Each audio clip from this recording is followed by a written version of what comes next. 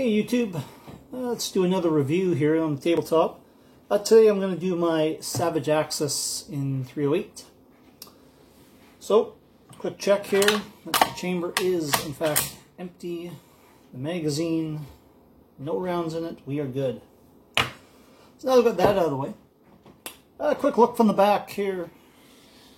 Again, typical Savage butt stock, recoil pad, composite stock, and this model here does come with iron sights.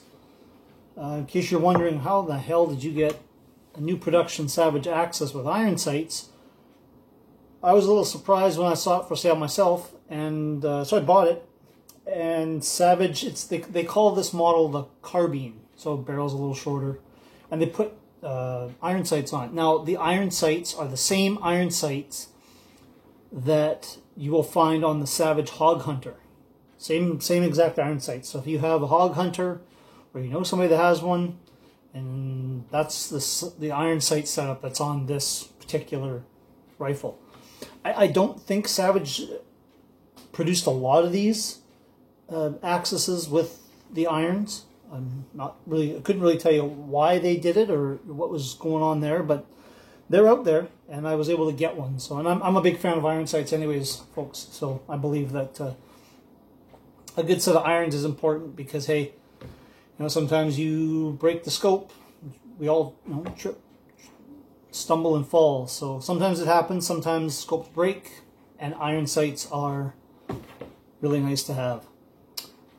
Other than that, this is, I've done no major modifications really of any kind to the rifle. This is, as you see it, is right out of the box, how it came.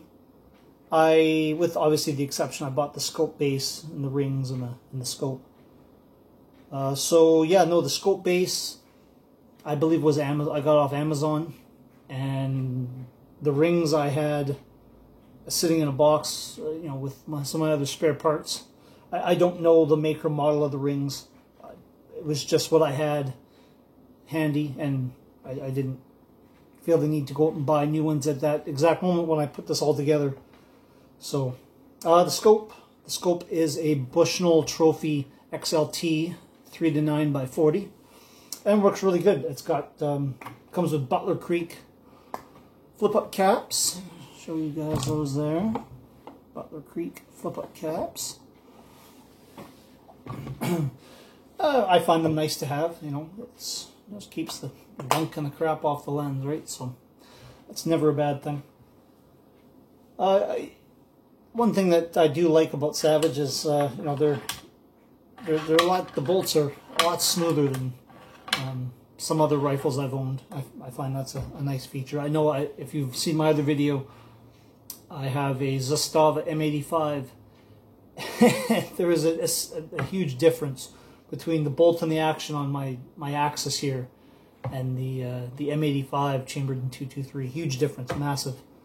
So that's nice. That's nice. Again, the Savage bolt, the budget bolt gun. It's got mine has the AccuTrigger, which I find is really nice. My AccuTrigger is set to about 3 pounds, which is perfect for me. I tuned it a little bit out of the box, but not much at all, really. I left this pretty well stock since I got it. And it is an Axis, so they say it's free folded. I mean, there's a little bit of flex there, and it's one of those things. It's a budget gun. Do I want to really start diving in and spending money and changing a bunch of stuff? I guess I could. Maybe there are ideas out there where one can fill the front of the stock and glass bed it or fill it with like an epoxy to stiffen it up, and you can do the same in the rear stock. I might do that. I really haven't thought much of it at this point. I'm happy with the performance I get out of the rifle. This rifle, as you see here pictured, is the rifle that took my 5x5 whitetail that I showed in a previous video. So this was the the gun that got it done, as you see it here, minus the bipod. Obviously, I didn't have my bipod on in that scenario, but this gun was the one that did it. So,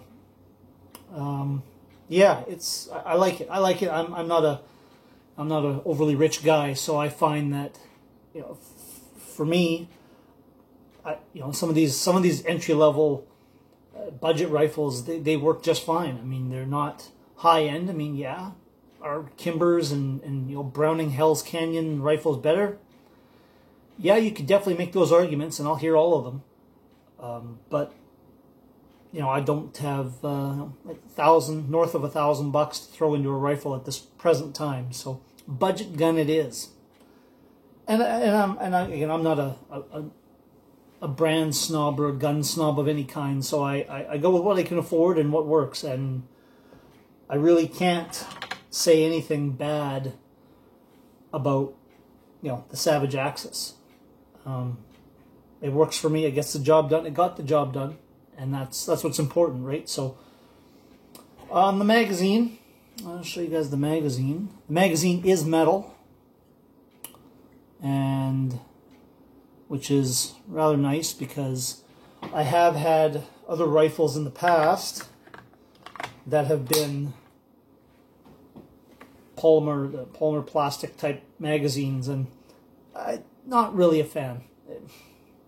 They're okay, I guess, but I definitely call me old school, but I like metal magazines. They hold up better, in my experience. So, yeah, I'm sure we could argue that one for a while. But like I said, they're metal, they work good. I don't have any issues. I've heard in the past of people having issues getting their magazines out. You know, the button on the magazine, I've heard some people say that they have issues with that. It doesn't work. It doesn't go into the, you know, it doesn't seat properly. You know, I don't have any of those issues. I haven't had that be a problem at all with this rifle at all. So no issues there. And again, for what I need to do, it does it. It cycles just fine. It's nice and smooth. I don't have any complaints really.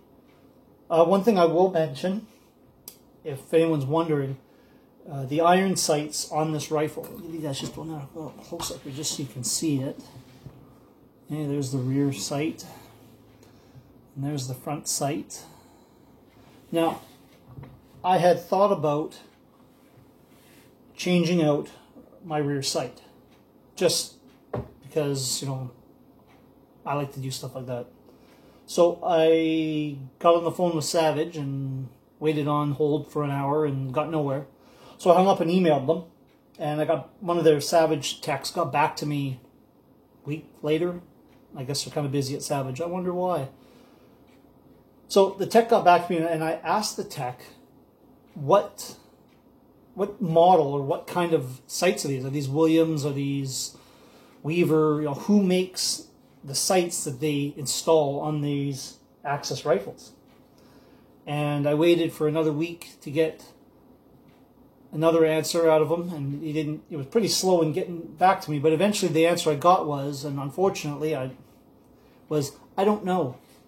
Now, I kind of struggled with that, I don't know, because why wouldn't a Savage tech know what kind of rifles they put on their, or what kind of sights they put on their rifles.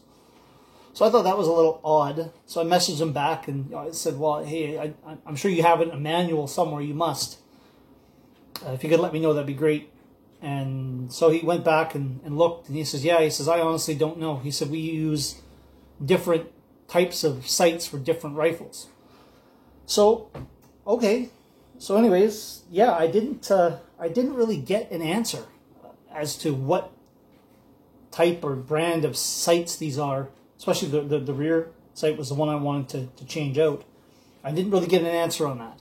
Now, I have a suspicion that it may be 3/8, and you can, I could just take a tape. I could probably measure it with a, digital calibers or something if I really wanted to, but I was hoping that they would just be able to, oh, it's this, here you go. and I could just order something different online, because what I wanted was, I wanted to check out this high post here on the rear, and I wanted to put, I was thinking maybe True Glow, possibly, or a rear sight similar to what I have on my Zastava M85, which is that fold-down rear sight. I like that type of style a little bit better than the one that's currently installed. So that's another, sort of project that I'm still trying to work my way through. Maybe I'll be able to get that sorted in the new year or something, perhaps. But yeah, other than that, guys, I really like this rifle. For the money I paid, I want to say I paid $475, maybe $500, maybe after taxes and shipping, $500, and that was good enough for me. And the rifle does what I need it to do, and I don't really have any complaints. Nothing's broken. I haven't had any. I've had no cycling issues, no failures to feed, none of that stuff. So it works. It does it. It does the job, and I like it. So would I give Savage Axis a thumbs up? There you go. There's a thumbs up for Savage Axis. No, I'm not getting paid by Savage Axis, in case anyone's wondering. No, I've said this in another video.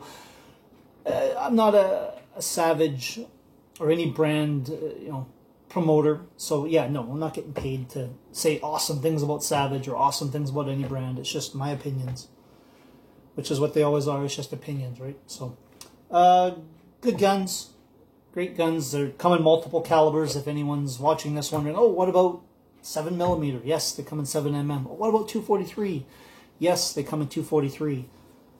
Savage Axis also makes left-handed guns. So if you happen to have a friend or a family member and they're looking for a left-handed gun, Savage does make these Axis in left-hand for left-handed shooters. So they've kind of got that covered as well. Other than that, guys, it's a good gun. I like it. I enjoy it. It's not heavy to carry. I've had good results with it. I got deer in the freezer, right? And that's kind of the whole point. So, in case anyone's wondering, I may get a question where to get the bipod.